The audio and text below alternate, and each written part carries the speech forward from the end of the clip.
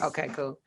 All right. So Cervante, Big Cervante, aka Cervante Floyd. What, can I use your government name? Yeah, you can. Okay. Cervante Floyd-Nicks, right? Yes, ma'am. All right. So thank you so much for doing the Power Perspective podcast.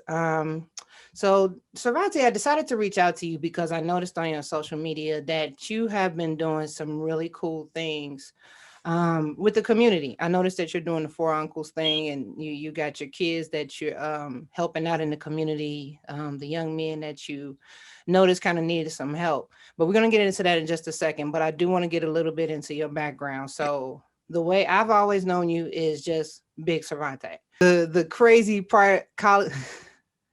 I can't even get it out because it's not true, right? That's right. Um, that crazy college party animal that we all used to know as Big Cervante, that used to footwork at all of the dances, and, and that used to step on my brother's back and crack it up to death. But no, you were just always known around the way as a big cool guy who met my brother through athletics. You guys played together, played Hmm. football together, which is always like the great equalizer. Like sports, brotherhood through sports is a forever thing. So, but so my brothers and me, we all went to Dunbar, Yep. but you went all the way. You was in Thornwood, Thorn Ridge. Thorn Yep. Ridge. Yep. So, but you were all the way out in Thorn Ridge. So, kind of tell me how you and because my brother's a great guy, great personality, and just tell me a little bit about how you guys meshed a little bit and what made y'all kind of like just kind of hit it all together. Well, in high school, he went to Dunbar, and of course, they were like a powerhouse. And I lived, well, I grew up on 67th and East End, and Mm. those were the schools that were probably the coaches were recruiting me to go there: Mount Carmel, Dunbar's, and all the big schools in the city. But my mom wasn't having that, so she wanted me to go to the suburbs, and I ended up doing that. But through knowing them, I always knew them as a powerhouse football team. Hmm. Even though I wanted to play on that team with them, uh, I just wasn't allowed to. So I always knew about them. Oh man. So we weren't friends, but I knew about that group of guys because they were Okay. really good and they was You making a missed lot out, of but noise. okay. Yeah, maybe I missed out. So what happened was I I started being one of the elite players in my high school. So even though I didn't play with those guys, I was one of the top players in the country. But then the crazy part is when I went away to college, I got a scholarship to the University of Alabama, and I really didn't. I was homesick, so I really didn't like it. So I ended up going to NIU, and when I went to NIU, and my suite mate ended up being Craig. So So how we did you get that lucky? Like what happened? Like they you was put the me in the last one to say not it, or what right. happened? They just end up putting me in the dorm. We hit it off right then, and it was just like it was a brotherhood that we formed. It was almost like an instant bond. Like you guys have very similar personalities, so it's good to kind of form those bonds when you're getting your footing along the way through college and things like that. And so you're playing in sports. You're in Northern. You're finding Mm-hmm. your way. You finding where you fit in. Mm-hmm. Did you know what you wanted to do, or how did you feel in college? Like you wanted to get Um, start on your path right away, or just fill it out? well, it was kind of a mixed thing because I was actually a basketball player, and I just kept getting bigger and bigger and bigger and bigger, and so it was just one of those things where I had uncles that was just like, hey. I've seen a lot of 300 pounders in the NFL, but I haven't seen too many of them in the NBA. So you need to change what you do. So There's been like five. yeah, so I had to give up my basketball dreams and start focusing on football. But through that, when with Craig and all them guys, we just formed a brotherhood, and then we just hit it off. And so as I was in school, I always had a thing for like helping people. That's been one of the things that I've always liked to do is help people. So even back then, um, I really didn't know that it would be as much as it is now, but a lot of things that I did cater to helping others in some kind of way. Even when I got older, I started doing parties, club promoting and stuff like that before I bought a club. I did. I bought Divine on North Avenue in Damon. Oh, okay. Got it. All right. So, and then Craig was my head of security. So, of course, I had to hire my boy to take care of my Of security. course. That's what that bond is for. When that you form in college, you guys kind of keep in contact and help each other out along the way. So yeah, I love that for sure. And my mother, you know, my late mother, she loved that dude. He was just so funny. It was just one of those things where she always used to ask about Craig. Even when we got older and, you know, life took us in different directions, she always wanted to make sure, you know, where Craig at. Well, don't get me wrong. I'm sure your mother is a lovely woman and she's very special to him. But Craig is something about moms where it don't matter whose mama it is, they love that dude. And That dude he's all right. He's all right. But no, but yeah, he always protected you. Yeah, he wasn't allowed to look at you, so I'm just not really seeing your face. I never knew how you looked because he would let us just always look at knee level. Yeah, look at her. So that's kind of funny. Man. My brothers were very protective of me. That's part of why I don't really have as much street savvy as I should. I went to Dunbar and grew up in Englewood because my brothers, they just kept a watch over me at all times. Like they did not play. So for you, it was the Three Uncles organization. For me, I had two brothers looking out for me, and you had your three uncles looking out for you. I did. So we last stopped off at you buying the nightclub. Craig is your head of security, hopefully not messing the money up or nothing. And then you said he was good. Okay, I thought he made you throw your hands up and say, you know what, I'm going to non-for-profit. I can't handle this no more. But I've always worked with the youth, even when I owned the club, you know, that was just a way to make money, but that really wasn't a really passionate thing of mine. What I did was I started teaching at a school called Parkside. Okay. And what I did was I thought I was okay with that, but I just felt like I wasn't reaching the youth. I wasn't being like a change. So I was thinking to myself, like, what can I do to change them? Because when I was teaching math, reading, and science, it was just like, you have these kids for this certain amount of time, but you're not being an impact on their lives. And it was hard to teach kids when they wasn't even eating at night. It's hard to, you know, they living in the neighborhoods where they're getting shot, killed, and everybody and all that stuff. I got bigger problems than this math test right now. Yeah, but you're trying to teach them math and they're hungry. So yeah, I'm like, you know, I need to find something that I can do, that I can make more of an impact. And so where was this area that you started to notice it? Like, because where was the school that you were teaching at where you had this experience again? It was 69th and East End. Okay, 69th and East End. So you teaching at 69th and East End, you're noticing that these kids need more help than they're being offered at the time. The resources are terrible. They have nowhere to go. Well, they can't go outside. It's too dangerous. And then they come to school, and then it's like you're trying to shove arithmetic down their throat. So I was just trying to figure out a way to do it. So I kind of channeled it through sports. And I started free sports programs. When I was growing up, you know, mom had to, you know, save up money to try to get me in a program. And I was the only child. So I could imagine like a parent who had multiple kids trying to give them, you know, enough money to make it through like sports and AAU and stuff like that. So I started a training program with football, basketball, and baseball. So as I was doing that, you know, it was okay. It worked out a little bit, but I felt like, you know, surviving in impoverished neighborhoods is not just about sports. And I felt like you felt like it helps to have something for them to spend that energy on and to have something for them to do constructive with their time instead of other things.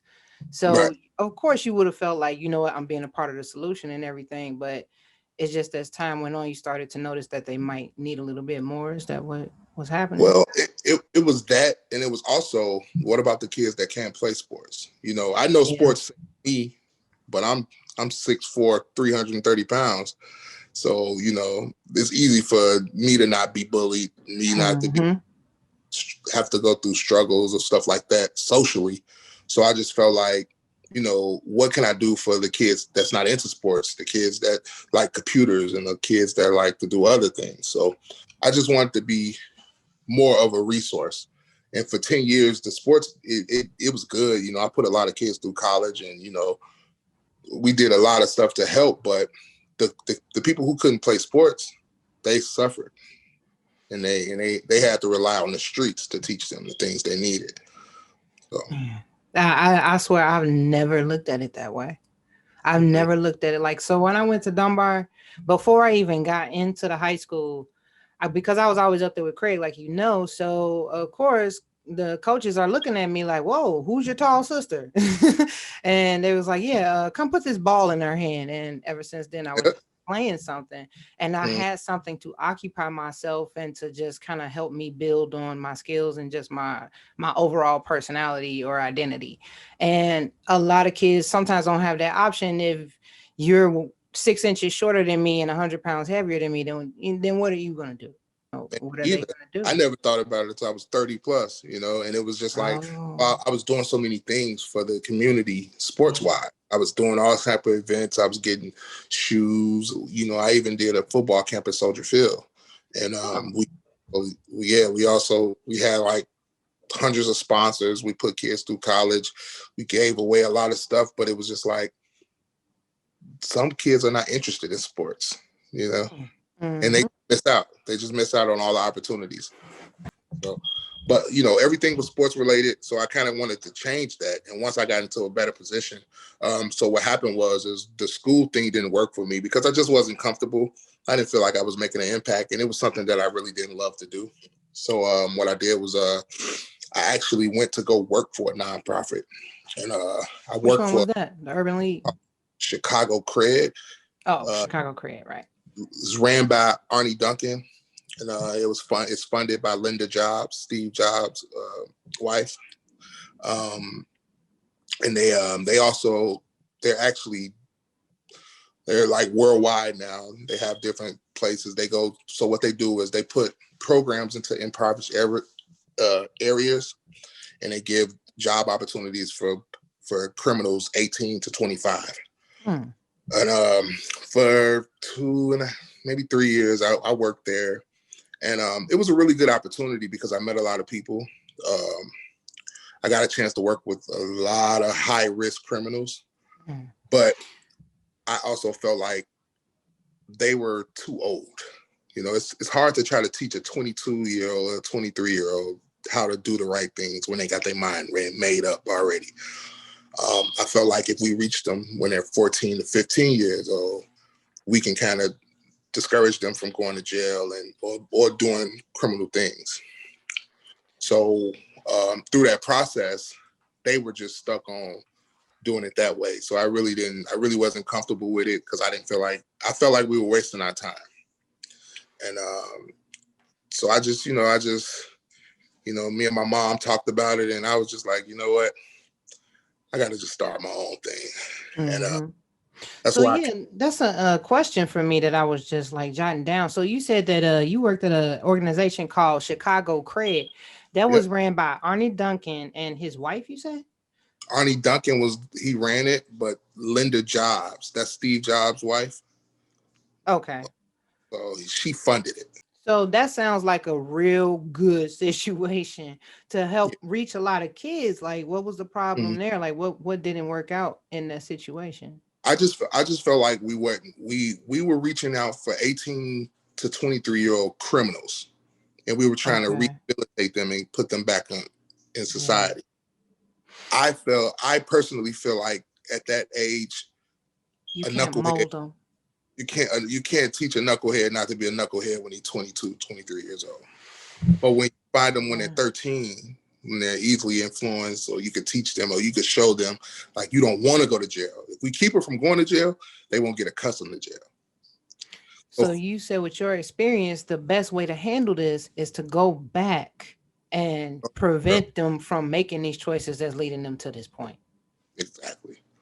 But when you're dealing with stronger minded people that kind of like, because my boss was really older. She was She was an older woman, African American woman, and she's very strong-willed and strong-minded. I know that's right. You Like gotta be. young boy, you don't know what you're talking about. I got this, and I just be like, Yes. all right, but this doesn't work. And the more that we went back and forth of me saying this not gonna work, it just was like, you know what? Let me find something that works for me. So, Okay. and because it's hard to have, because what we did was we had 30 kids in our cohort, and what we would call were life coaches. And so we get 10 kids each, and our job is to prepare them for a high paying, a regular job, back to society, not doing drugs or stuff like that. So we have to wean them off their drug abuse. We have to tell them not to do the wrong things. We had to make sure that they were, productive. And we also had to make sure that they stayed active in a job. Okay. And it was just hard. And it just, like, I felt like out of 10 kids, I might have had 2 who kept a job. So I felt like a failure because I keep saying they're too old, they're too old, they're too old. They got their mind made up. They don't want to do right. They're just doing this so they won't have to go back to jail because the judge told them that they have to be in the program, because you get court ordered through the judge to get in the program. So they're only doing it so they won't have to go to jail. And once they don't go to jail, they get back to doing whatever they're doing. So I failed a lot. So it was just discouraging. I didn't feel like at work every day I went to go see which one of my kids are back in jail. So it was just like, I just didn't like it. That was actually going to be one of my next questions. Like, you sound like you were very diligent about what your purpose is. It sounds like you figured out what your purpose is pretty early on in life, that you wanted to help kids, and you're just making choices to continue in your purpose. And so I guess that leads me into that train of thought that you just left there. Like, at some point, did it make you feel like, you know what, this probably isn't what I'm supposed to be doing, or it's getting too tough to do this? Yep. Like, how did that feel? When did that come? Like, I've always told one of the things one of my uncles told me is that you can't do things just for money, because you will never enjoy it and you'll always have to chase that. Yeah. And I just wanted to chase money. So when I'm one of those guys, if it's something that I'm doing and I'm not feeling good inside about it, I just go to what I need for me. And so the reason why I started the 3 uncles is because I had 3 uncles in my life. My father really wasn't around. My father was really successful, but he really wasn't around. So he kind of like, he just paid child support. He made sure I was taken care of financially, but he really wasn't active in my life. So I had 3 uncles that was really active in my life, but they all had their different things. I had one uncle that was a sergeant major in the Army. He was really strict. He taught me a lot of discipline. He always taught me to say, yes, sir, yes, ma'am. I say, yes, sir, yes, ma'am, to this day. I say it to my daughter. I say, yes, ma'am, to my daughter. So I'm like that too, actually. He taught me a lot of discipline. He taught me how to, be accountable, look a man in his eyes, shake firm. He just taught me a lot of things that carried on through my life now. And then I had another uncle that was a big time drug dealer. And he taught me about just social awareness. He taught me about street stuff, And then I had another uncle. He was a supervisor for DCFS. And dude, you were so blessed. And then they were actively in your lives, like they were actively like teaching you and guiding you. Like, summer, I'll go stay with my uncle that lived in the Army. So he lived at different places at different times. So I even stayed with him in Japan. He was, I went to Japan at a young age. I was able to travel and do a lot of stuff. But everywhere he was stationed, I would go there and visit, and it was just lovely. But what my other uncle taught me, the one that worked for DCFS, was about finances, about credit, financial stuff. So I had 3 uncles that was very valuable. And even though my uncle that sold drugs, he taught me about the streets, about being aware, knowing different things. And it all, even though I didn't have a father, I had those father figures. Sound like you had 3. Yeah, Like, but that's a blessing. the sucky part is all 3 of them passed away. Oh, wow. So for that, and because of that, I decided to do that foundation in honor of them and to give that to people who don't have father figures in their lives. So I started a mentoring program where we offer mentorship, financial literacy, teaching them about tying a tie, all type of things. And we're kind of moving away from the sports thing and just to an all overall program. And basically what it is that you saw a need within your own community. I And did. you said the thought of standing back as one man, first of all, not even really from the inner city like that, but just adopted the life of the city like you have and connected with so many people. And you stood back and looked at the bigger picture and said, I can contribute to change somehow. That Yep. is so daunting and so difficult to do just as a human being in general, because when a problem is so much bigger than you, it's so easy to do nothing. And you said, that's not me and that's not what I'm going to do.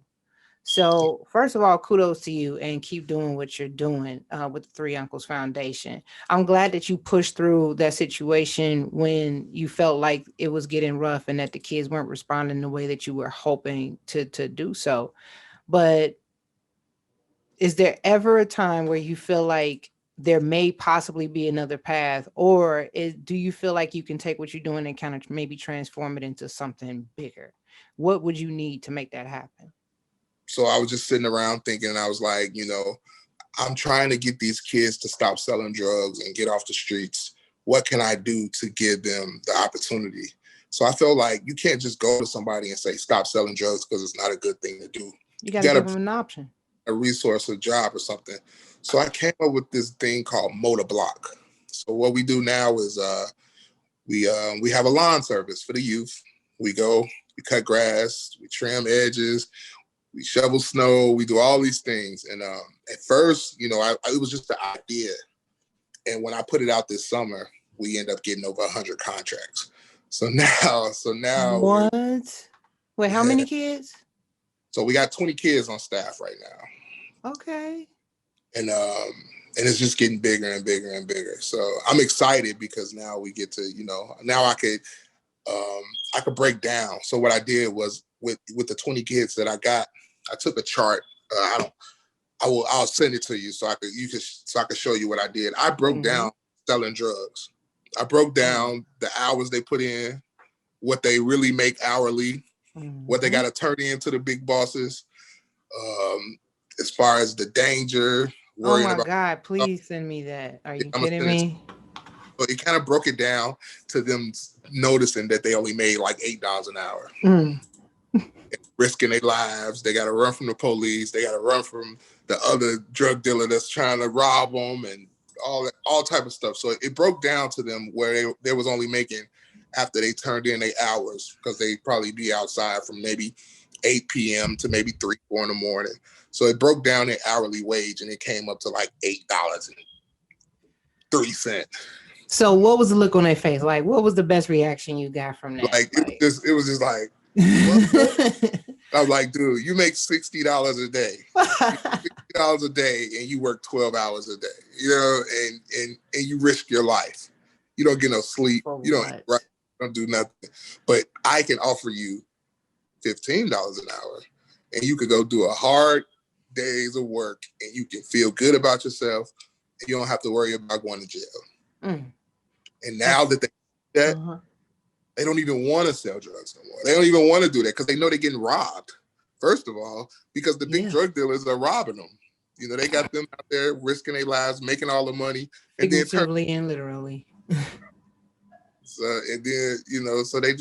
they don't understand. So now that they can see it and they can visualize what they're doing, it makes a lot more sense to come work with me than work for big drug dealer man. So Please send me that chart because Yeah. I've never heard of anything like that in my life. Like, no, I literally broke down your hourly wage, and you're out here not making nothing, no coverage, no insurance, They're doing um, nothing. And no then it's like stability, and these yeah, people who work at McDonald's, but they make more money than you. And they're safe. And they don't have to worry about ruining their record. They don't have to worry about going to jail, getting shot, none of that stuff. yep. So So it looks like it's working. You got 100 contracts, you got your 20 boys, and it looks like it's working. What did you figure out? Like it, what was the key? Was the key going back to the 13, 14-year-old demographic? what it was is me figuring out that, we have to provide opportunity.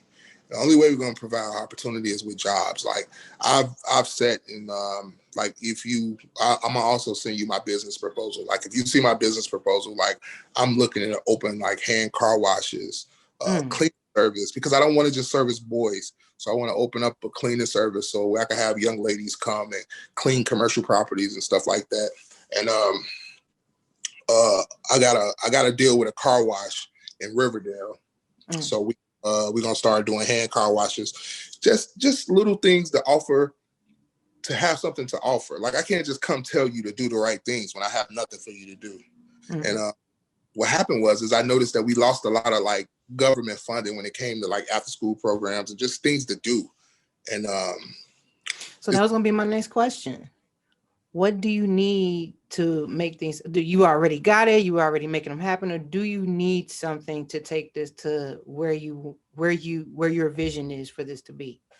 well, I'm a 501c3, Mm-hmm. so I need like grant writing and stuff like that because I've never filled out for a grant. Like God has blessed me to be able to do these things And you've with done all of this with no grants. no funding. I got a little lucky. One of my best friends from college, he played in the NFL for 10 years. He helped me out a little bit, Mm. and then just been grinding.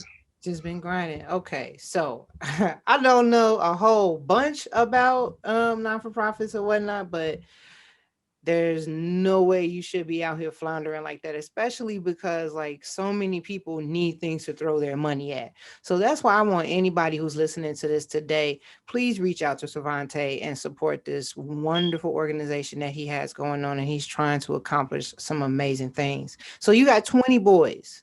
I do. You need more, right? I would love to have more boys, more contracts, more everything. If you need your grass cut, anything, Mm-hmm.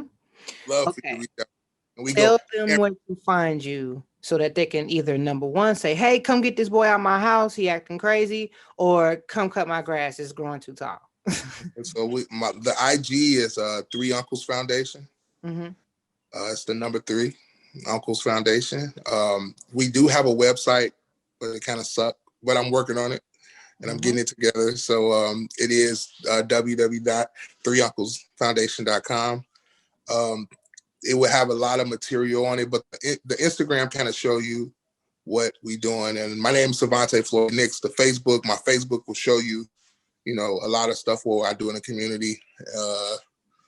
Then we also have a basketball program. It's called Riverdale Realists, but we've just went to Team Illinois Select. So for all you people who, play sports and stuff like that, we offer programs with that. And that's about So it. you said that's out in Riverdale, but you also have a lot going on here Yeah, in Chicago. Chicago, we service everywhere. Like I I got people who call me about their kids that need to come sit down Mm-hmm. in Aurora. As long if you get to me and I give my personal phone number out, I'm okay with it. My boys can call me 24 hours. Mm. If they need anything, they reach out 312-931-7865.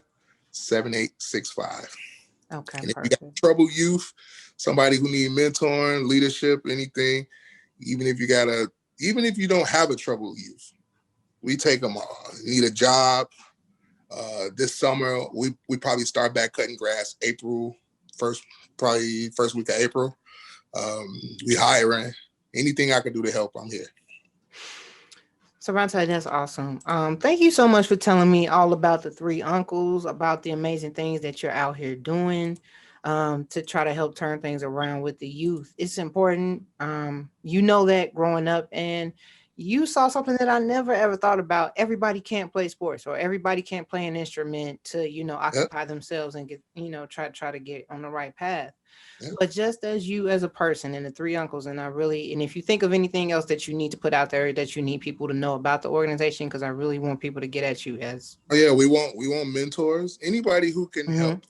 Okay. Like part of the people who on my board, like one of my best friends from high school, grammar school, he's a pharmacist. So I Mhm. kind of put him on my board because I wanted him to show them how you can sell drugs legally and you can make way more money than a drug dealer. He got, and then, I have police officers that look like us, I Mhm. got tattoos, I wear ball caps, hip hop culture, I'm a part of it, but I never went to jail. I never gang banged. I never did any of those things because I didn't have to. We glorify we glorify a lot of negative things, but it's some positive things that come out the hood, and I just want to be one of them. Yes, like so much of this season has been about like talking to people who are like doing great things in the hood, specifically Inglewood. That's my home neighborhood. Mm. But man, it's just been so many great people stepping up to the call like yourself and just doing some great things in the neighborhood. But before I let you go, if you had a chance to go back in time and speak to your 25-year-old self, what would you say and would you listen? If I can go back, I would I would I would tell myself to take school more serious because even though I went to a lot of colleges and I got a chance, like I'm not like in debt or anything like that because you know God blessed me with the ability to play sports, so I never had to pay for college.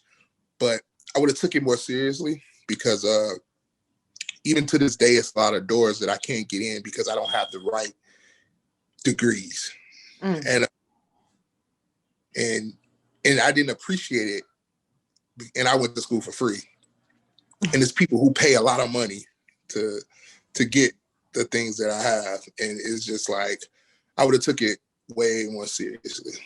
So that would be something I would have told myself. And what else? Would you listen to yourself? I would definitely listen to You myself. think so? Okay. Okay. Because sometimes when you're in that zone, it's hard to think outside the bubble and take the good advice of the people who know better. Yeah, You because know? I would be like a college professor or something right now if I would have took it serious. Huh. And it's like I've had opportunities, but I just don't have the right degrees and stuff like that for those job opportunities. So I kind of missed out because I didn't take it serious, and I went to school for free. So what are you gonna do with that, Cervante? Do you feel like you're still walking in your right path and you're just gonna make the best of the situation? Or do you ever entertain the thought of going back to get that degree to become a college professor? I have. It's Okay. still up there, but right now I'm so busy doing this work out here in this community that, I really haven't had time. But once Hmm. I get a little time, I definitely will go back. Okay, bet. Last question. What do you want your legacy to be when you leave this earth? Um, to be honest, I just want to make sure that I'm continuing to make my mom proud. I lost my mom in 2 years ago, Yes. and I know that she's watching over me, but I just want to create this thing where my name will be impactful for youth in the community for years after I'm gone. So maybe it'd be a youth center or something named after me. Oh. That'll be dope. That'll be dope. I'm sorry, that was an involuntary woman reaction. But so you, so eventually you would love to see some type of youth center or a place Yeah, of safety and help opened up in your honor and your namesake. yes, that's what I want. That's the dream, to have a youth center where you can come there and you can learn how to get a trade. You can play sports. You can be mentored. You can get therapy. Because the mental therapy part, man, we not handling that. We go through a lot of PTSD, and Mm. we not getting the help we need. And As far as counselors go. counselors, yeah, we that's another thing. Like us, the men are taught that they don't need to cry. The women are taught to be tougher than they really are, and Mm-hmm. then We're not addressing the things, the trauma that we go through. We're not addressing it at all. So what we're doing is we're bottling it up.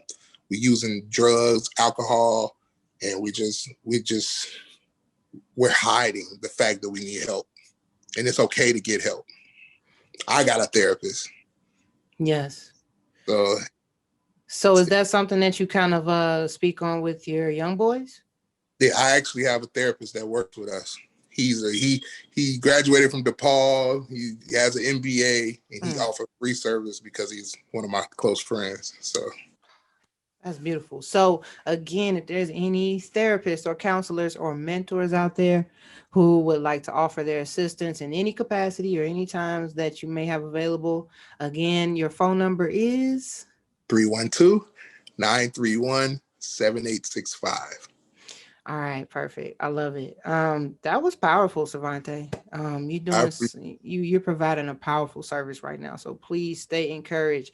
Keep walking in your purpose. It's an inspiration to these boys and to everyone else in the community to kind of look at somebody like you and say, he's just one man, but he's still okay with stepping up to the call and helping in any capacity that you can. So thank you so much for doing this interview today. My last question was going to be, what do you want my listeners to know? But man, you dropped that gem on me about mental health and making sure that men are being okay with that. Is there anything else you want to add to it? It takes a village. That's it. It takes a village. I love that. Yes. Thank you. All right. On Facebook, you can kind of see what I do. Cervante Floyd-Nicks. The Instagram for the program is 3 Uncles Foundation, and the website is www.3unclesfoundation.com. Perfect. Thank you once again. And please remember to just keep doing what you're doing because you're setting a great example. Thank you again, Cervante. Thank you. You have a good one.